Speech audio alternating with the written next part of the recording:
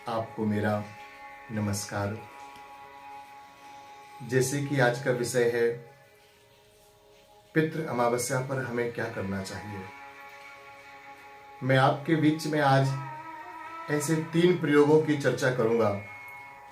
यदि हम लोग इन 3 प्रयोगों को पितृ अमावस्या के पावन अवसर पर कर देते हैं तो 1 वर्ष तक हमारे जीवन में, हमारे घर परिवार में कोई कष्ट नहीं आता है, कोई परेशानी नहीं आती है, धन की हानि नहीं होती है, जन की हानि नहीं होती है। तो ऐसे 3 प्रयोग मैं आपको आज बताऊंगा। आप ये प्रयोग श्रद्धा और विश्वास के साथ करें तो पितरों की कृपा से हमारा 1 वर्ष बहुत ही मंगलमय रूप से व्यतीत होता है। तो आपको ये मैं तीनों प्रयोग बताने से पहले आपसे कहना चाहूँगा, यदि आप हमारे चैनल पर नए हैं तो हमारे चैनल को सब्सक्राइब करें, कमेंट भी करें, लाइक भी करें और बेल आइकन ज़रूर दबाएं, जिससे हमारा कोई भी नया वीडियो आए तो वो सबसे पहले आपके पास तक पहुँचे।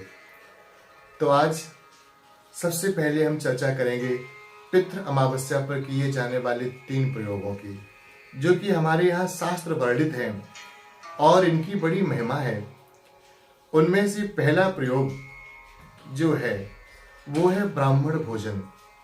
हमें पितृ अमावस्या को अपने घर पर ब्राह्मण भोजन अवश्य कराना चाहिए और ये ब्राह्मण भोजन संभव हो सके तो मध्याह्न से पहले, अर्थात 12:30-1 बजे से पहले हमारे घर पर ब्राह्मण भोजन हो जाए।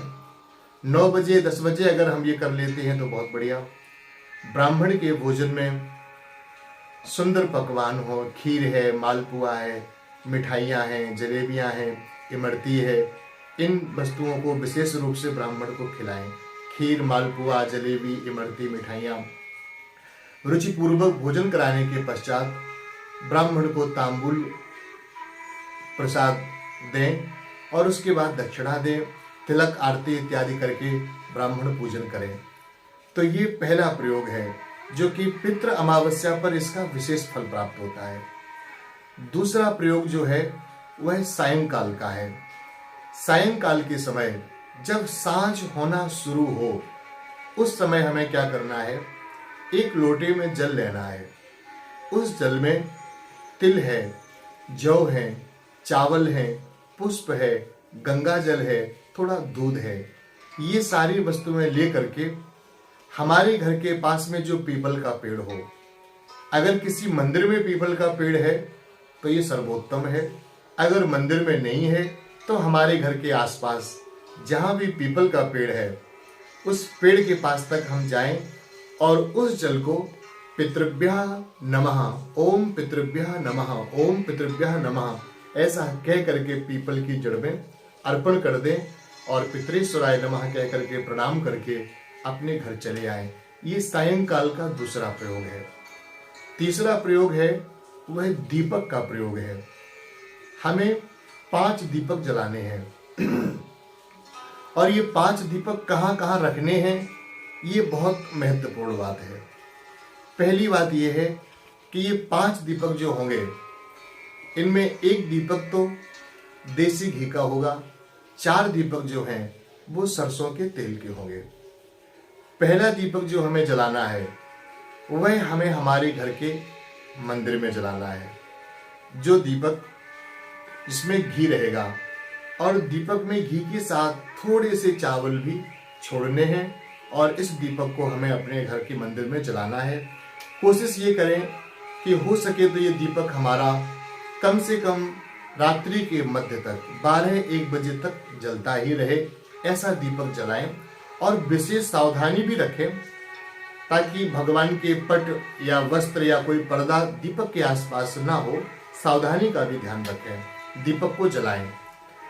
और फिर क्या करना है, आपको एक दीपक आपको पीपल के पास में जलाना है जिसमें सरसों का तेल रहेगा और उस दीपक में तेल के साथ में थोड़े से काले तिल, 2-4 तिल भी उस दीपक में पड़े हों। इस दीपक को पीपल के पेड़ के पास में जलाना है। ये आपका दूसरा दीपक है। जब आप लौट करके आएंगे फिर आपको घर के द्वार पर 2 दीपक सरसों के तेल के दोनों तरफ जलाने हैं।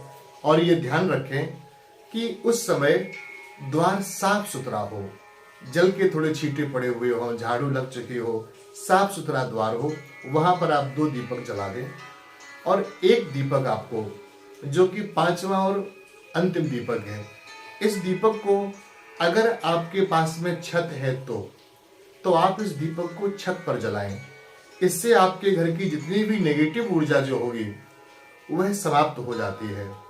और इस दीपक को जब हम छत पर रखेंगे तो हमको वहां पर एक मंत्र कहना है, ओम सर्वेभ्यो देवेभ्यो नमः कह करके यह दीपक हमको छत पर जला देना है। और अगर आपके पास में छत नहीं है, आप किसी फ्लैट में रहते हैं, ऐसी कई जगह पर रहते हैं जहाँ पे आप छत पर नहीं जा सकते हैं, तो आप इस दीपक को, आपके घर में कोई बालकनी हो, कोई ऐसी जगह हो, आप उस जगह पर जाकर के इस दीपक को जला दें। तो ये 3 प्रयोग जो हैं ये पितृ अमावस्या पर करने के हैं। अगर ये श्रद्धा विश्वास पूर्वक किए जाएं तो इनका बहुत ही सर्वोत्तम फल हमें प्राप्त होता है। कदाचित अगर आप ये 3 प्रयोग ना कर सके, इनमें से कोई एक प्रयोग भी करके आप अपने पितरों को तृप्त कर सकते हैं, देवताओं को प्रसन्न कर सकते हैं और जीवन में अनावश्यक रूप से आने वाली विपत्तियों से, बाधाओं से आप बच सकते हैं। हमारा यही उद्देश्य रहता है कि आपके पास में सटीक जानकारी समय से पहुंचे।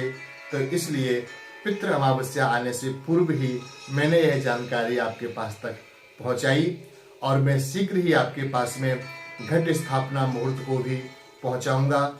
और थोड़े ही समय में 2 चंद्र ग्रहण, सूर्य ग्रहण पड़ने वाले हैं, 2 ग्रहण पड़ने वाले हैं, उनके विषय में भी मैं आपको बतलाऊंगा। यदि आपको हमारे द्वारा दी हुई जानकारी, वीडियो अच्छा लगता हो तो आप हमारे चैनल को सब्सक्राइब करें और सदैव जुड़े रहें। आपके पास में शास्त्रीय जानकारियाँ लेकर के मैं हमेशा आता रहूँगा। आप सभी को मेरा प्रणाम, धन्यवाद, जय श्री कृष्ण।